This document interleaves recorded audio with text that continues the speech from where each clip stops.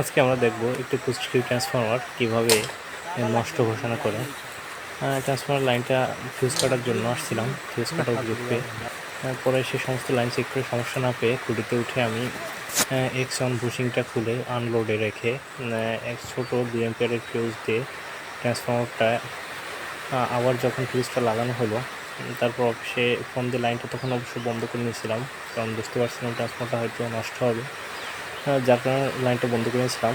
এখন নতুন করে ফিউজটা লাগাইছি, লাগানোর পর দেখেন লাইন চালু হওয়ার সাথেই বিশাল ফায়ারিং দিয়ে কি ব্যাপার ভাই, এই ট্রান্সফরমারে আগুন ধরলো কেন? যে ট্রান্সফরমারটা আগুন ধরলো কেন?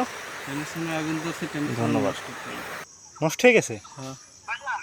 হ্যাঁ হ্যাঁ ঠিক আছে, চালু করে দেন ভাই।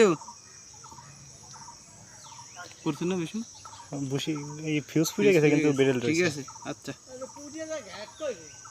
ট্রান্সফরমার তাহলে নষ্ট না? হ্যাঁ আচ্ছা ঠিক আছে।